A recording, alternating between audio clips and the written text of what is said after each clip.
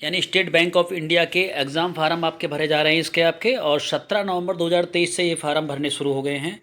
7 दिसंबर 2023 तक ये फार्म आपके भरे जाएंगे, जैसा कि आप स्क्रीन पर आप देख पा रहे हैं। और 7 दिसंबर को ही आपको इसकी फ़ीस भी जमा करनी है, मतलब 7 दिसंबर इसकी लास्ट डेट है, चाहे आपको फार्म भरना है या फ़ीस जमा करनी है उसी दिन करना है। अब साइड में आप देख पा रहे हैं जो फ़ीस है आपकी जनरल ओबीसी ईडब्ल्यूएस की जो फ़ीस है वो 750 रुपये है। SC ST और PH मतलब फिजिकल हैंडीकैप कोई भी हो, विकलांग हो कोई, उसकी फ़ीस 0 है। SC वाले बच्चों की कोई फ़ीस नहीं है, ST वालों की कोई फ़ीस नहीं है, जो फिजिकल हैंडीकैप्ड है उसकी भी कोई फ़ीस नहीं है।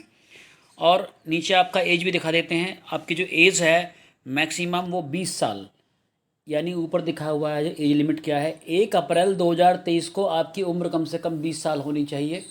इससे कम आपकी उम्र नहीं होनी चाहिए। आप 20 साल आपने पूरा कर लिया हो अपना 1 अप्रैल को, और 28 साल से ऊपर आपकी उम्र ना हो। जिनको उम्र की छूट दी जाएगी उनके लिए छूट रिलैक्सेशन रहेगा, लेकिन वो ऊपर वाले एज के लिए 28 से ऊपर वाले जो एज हो जाएगी, अपर एज हो जाएगी, उसके छूट मिलती है, नीचे वाले में नहीं मिलती है। अब इसकी जो वैकेंसी है उसके बारे में बात कर लेते हैं।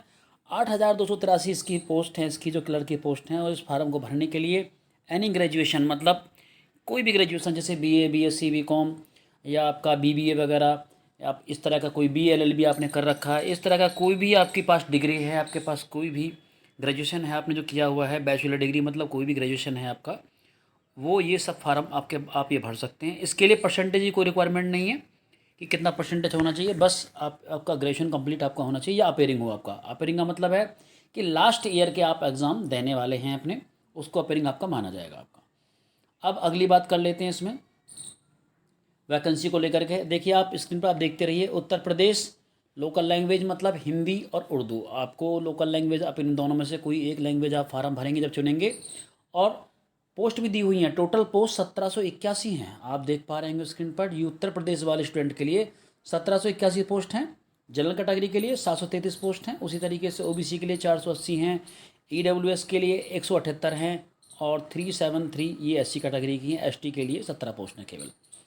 और मैं बता दूं आपको, EWS आपको समझ नहीं आ रहा हो तो क्या है, EWS का मतलब होता है इकोनॉमिकल वीकर सर्विस, यानी कि जो आर्थिक रूप से कमज़ोर हैं, जनरल कैटेगरी के जो बच्चे हैं, वो अपना ये सर्टिफिकेट बनवाते हैं। ये आपका सर्टिफिकेट आपकी जो तहसील है वहाँ से बनता है। अभी ये ऑनलाइन नहीं बनता, ये ऑफलाइन बनता है। आप वहाँ जाके इसे बनवा सकते हैं, जो EWS की श्रेणी में आते हैं, जिनकी इनकम 8 लाख से नीचे है, ये उनका बन सकता है। अब देखिए नीचे मध्य प्रदेश में जो टोटल वैकेंसी 288 हैं। देखिए आप स्क्रीन पर देखते रहिए और मैं आपको बताता चलता हूँ। राजस्थान में 940 हैं, दिल्ली में 437 वैकेंसी हैं, बिहार में 415 हैं, झारखंड में 165 हैं, उत्तराखंड में, मतलब पूरे इंडिया का है ये फार्म। ये किसी एक राज्य का फार्म नहीं है, ये स्टेट गवर्नमेंट, हमारी सेंट्रल गवर्नमेंट है उसका फार्म है। स्टेट बैंक आपका एक जो पूरे भारत में उसकी शाखाएँ हैं, पूरे भारत का बैंक है एक तरीके से वो, उसकी हैं। तो सभी राज्यों के लिए उसने वैकेंसी दी है।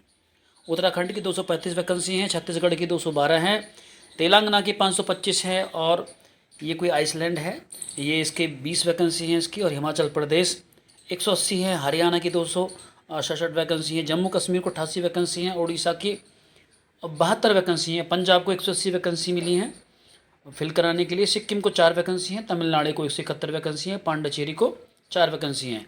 साथ साथ इनका SC ST जनरल मैंने जैसे पहले ऊपर बताया उस तरीके से आप इसे खुद भी देख पाएंगे।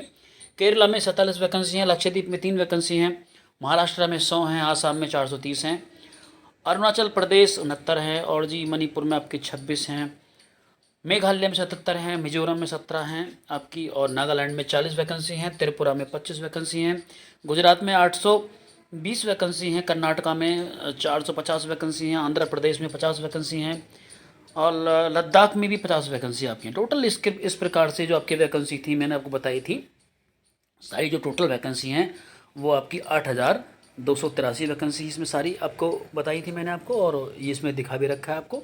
क्लर्क की वैकेंसी हैं, केवल क्लर्क की पोस्ट के लिए है।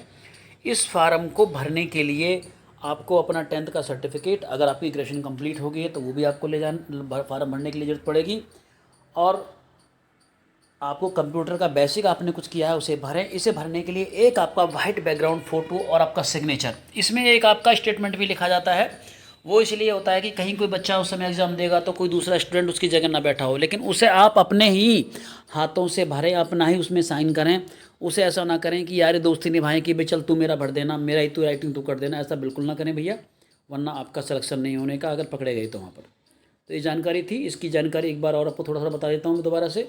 7 नवंबर 2023 इसकी शुरुआत फार्म हुई थी और 7 नवंबर को और 7 दिसंबर को ये फार्म आपका ऑफ हो जाएगा। इसकी फ़ीस 750 रुपये है। इसकी जो एज क्वालिफ़िकेशन है वो केवल ग्रेजुएशन है। आपका अपेयरिंग हो या तो इस साल आपका, या आपने कंप्लीट कर लिया हो, तो वो बच्चा इस फार्म को भर सकता है। तो मुझे उम्मीद है ये वीडियो आपको काम आ रहे होंगे। आपको नेक्स्ट कोई जानकारी अगर मिलती है अगले किसी फार्म में तो आपको इसी तरीके से हम आपको बता देंगे।